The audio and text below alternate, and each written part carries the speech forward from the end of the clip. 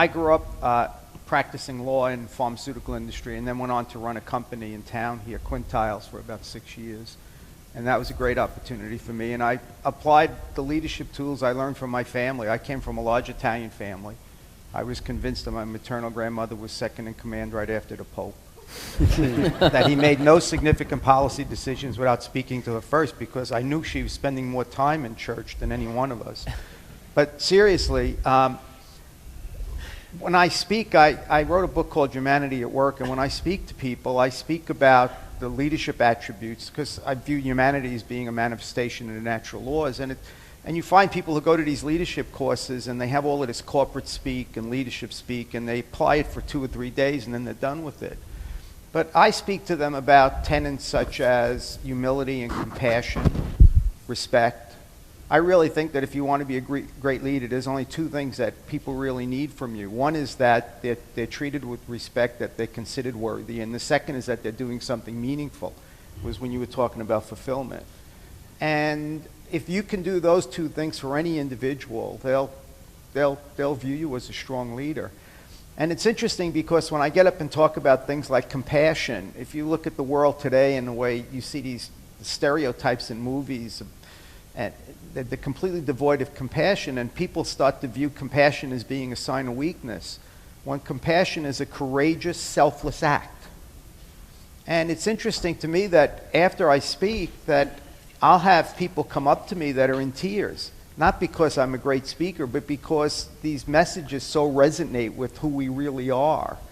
And when I talk about servant leadership, many people, it's counterintuitive to them. They think as they move up in organizations that it's the role of the people around them to help them succeed all the more, when of course in our lives as we move up in anything, it's our role to make sure that the people around us are provided for, and you will succeed all the more.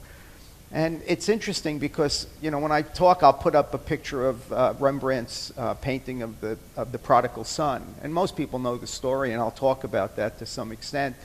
And people pick up on these things, understanding that this is what we're, in the business world, in politics, and almost any avenue you look at in the world right now, people are crying out for authenticity. They are crying out for people who will tell them what they fear, what they think is going right. And most of all, and you see this in the business world, they're crying out for people to admit when they make mistakes. And this is a huge issue. And if you look at the rich and famous and people who have had problems in this, you read about in the papers, it's never the act that really causes them the issue most of the time. It's the fact that they just don't tell the truth about it. And this is an incredibly caring and forgiving country. And people, depending on what it is, will find, and you find this in corporations, that I've always felt that mistakes were overrated.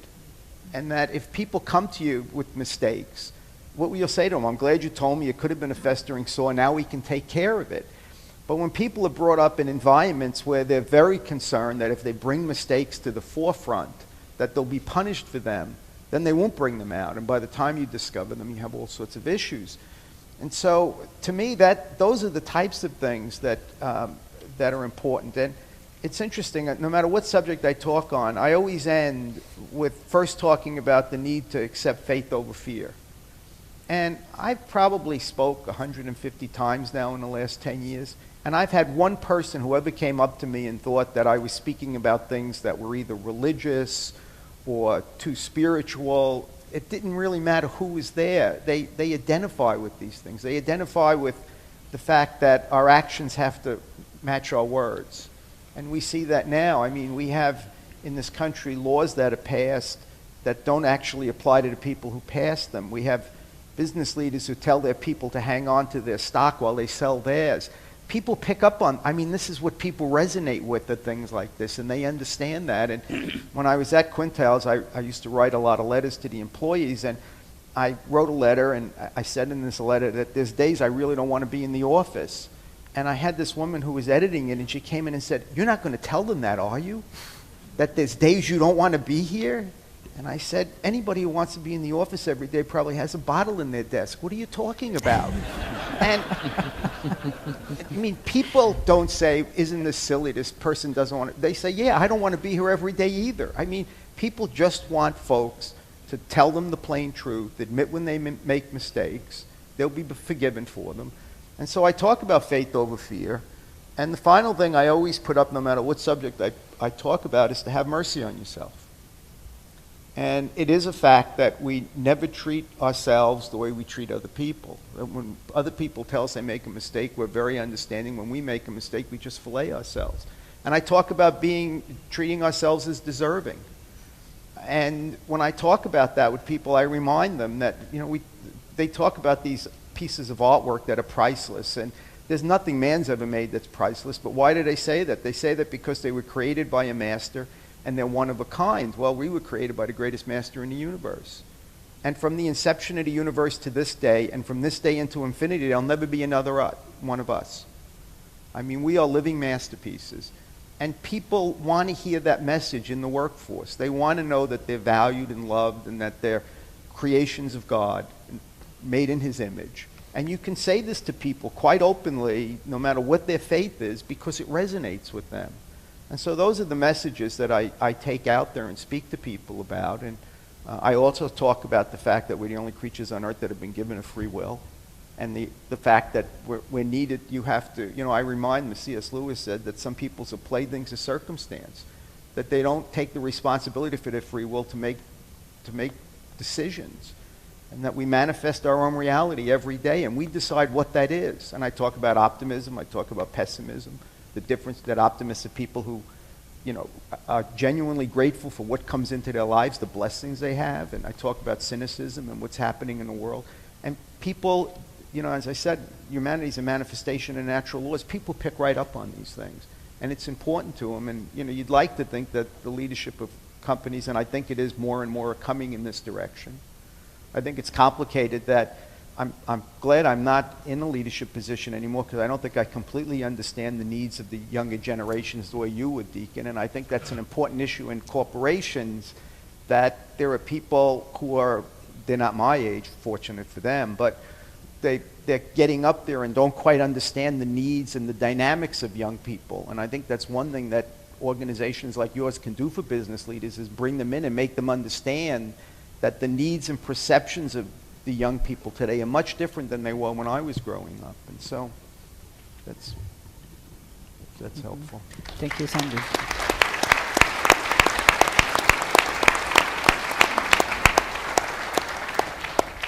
Thank you, Sandy. I was thinking that maybe, is it fair to say that from your experience, people are really hungry for very simple truth about the moral law, but sometimes they don't find anybody like you who reminds them about this truth, because our culture doesn't have it. Yeah, I think there's some of that, and I think there's just one of the things that really concerns me, and I'm not sure I'm answering your question, is with the technologies that are out there today, we have all of these young people, all of us, who are wrapped in technological cocoons, and we've lost the ability to interact with people.